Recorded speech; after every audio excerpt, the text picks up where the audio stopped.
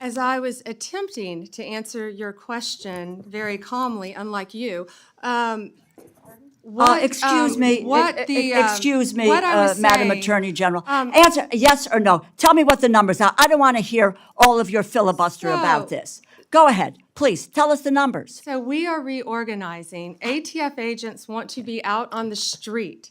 Okay, Working let me with answer the DEA question for you. agents. I'm going to answer it for you.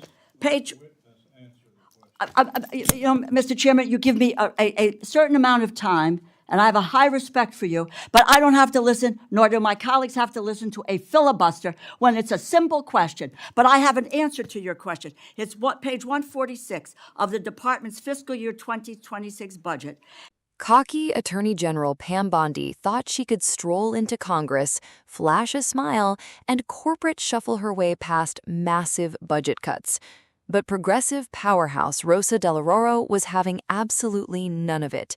She pulled out the administration's own budget, read page 146 out loud, and completely wiped the smile right off Bondi's face. Thank you very much, Mr. Chairman. Just a quick note before I get to my questions.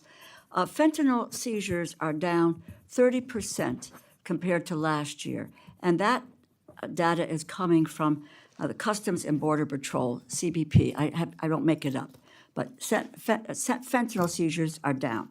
At your confirmation hearing, you asserted that you will do everything in your power to prevent illegal gun runners in our country. Your budget request for the Bureau of Alcohol, Tobacco, Firearms, and Explosives, ATF, proposes a cut of 26% below the current level. How can you justify such a massive cut without inevitably weakening ATF's ability to help our state and local law enforcement fight illegal gun trafficking?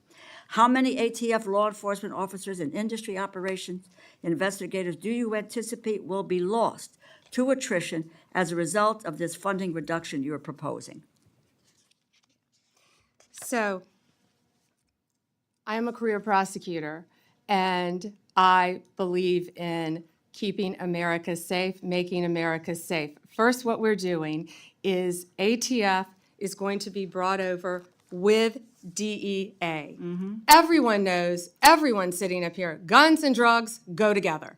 They go together. We're going to make it more efficient. What I will tell you will not be happening is ATF agents will not be knocking on the doors of legal gun owners in the middle of the night asking them about their guns. They're going to be out on the streets. If I can finish, they're going to be out on the streets. I have three No, minutes. you asked me a question. I did, and you asked me a question, and you haven't I'm gonna answered answer my it. question. So they're going to be out on the streets working You haven't hand in answered hand my with question. DEA You to haven't violate. answered. Mr. Chairman, I'd like an answer to my question.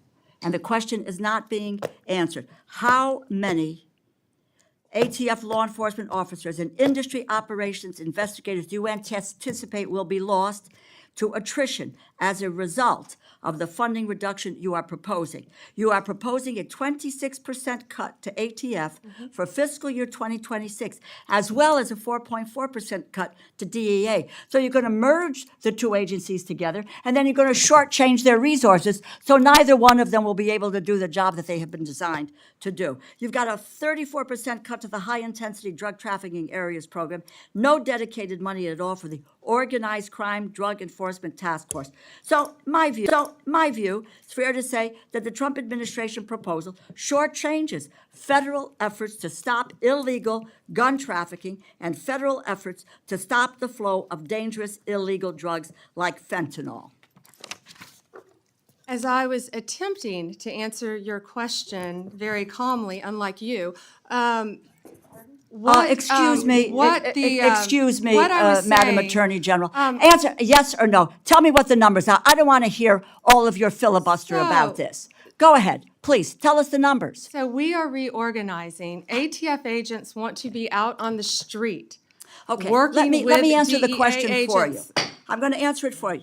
Page, Mr. Chairman, you give me a certain amount of time, and I have a high respect for you, but I don't have to listen, nor do my colleagues have to listen to a filibuster when it's a simple question. But I have an answer to your question. It's page 146 of the department's fiscal year 2026 budget, and the performance summary explicitly says, and let me quote, ATF will eliminate 541 industry operation investigators, reducing ATF's capacity to regulate the firearms and explosive industries by approximately 40% in fiscal year 2026.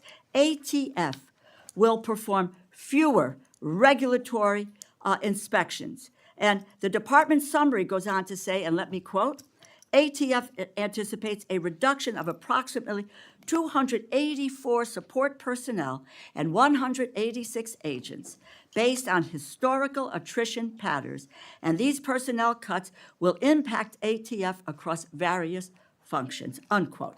If the capacity to regulate firearms industry is reduced by 40%, if you are losing 186 ATF law enforcement agents, on top of that, it is clear the direction you are headed with this budget, and that's what it is, isn't it? The proposal will weaken our ability to stop gun trafficking, and it will greatly reduce ATF support for state and local law enforcement that helps them prevent and solve violent crimes.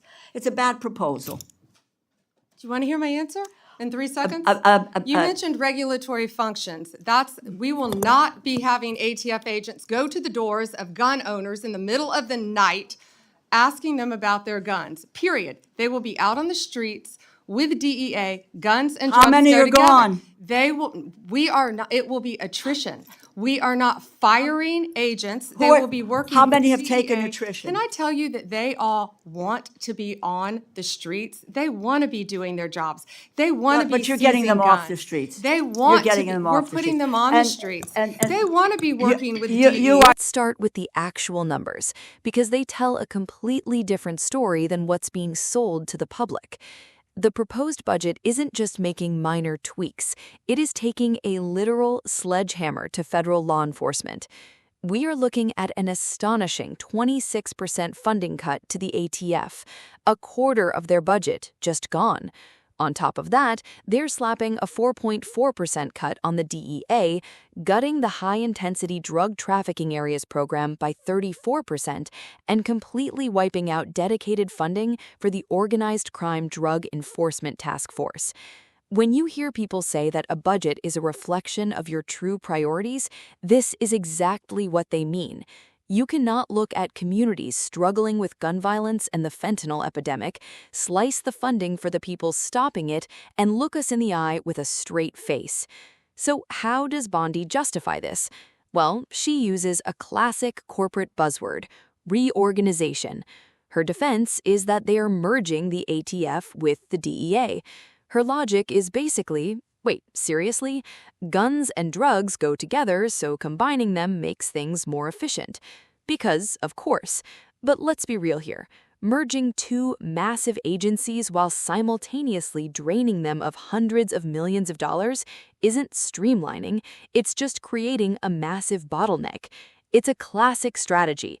Underfund an agency, watch it struggle under the weight of a lack of resources, and then use its struggle to justify gutting it even further. They are forcing fewer boots on the ground to do vastly more work with less support and calling it efficiency. It's strain, plain and simple.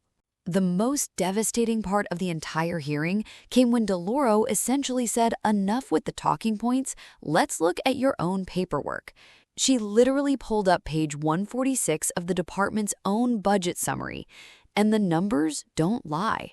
Because of these cuts, the ATF is projected to lose 541 industry operations investigators, 284 support staff, and 186 law enforcement agents through attrition. By losing those investigators, the ATF's capacity to actually regulate the firearms and explosives industries is going to plummet by 40%. Let that sink in. Nearly half of our capability to inspect gun dealers and track illegal sales is just gone. Bondi kept insisting that agents want to be out on the streets and that they aren't actively firing anyone. Right, because if you lose hundreds of people to attrition and refuse to replace them, you totally still have the same number of people on the streets. What do you think about this merger and these cuts? Drop your thoughts in the comments below. Don't forget to like this video, share it to spread the word, and I will see you on the next one. Stay safe out there.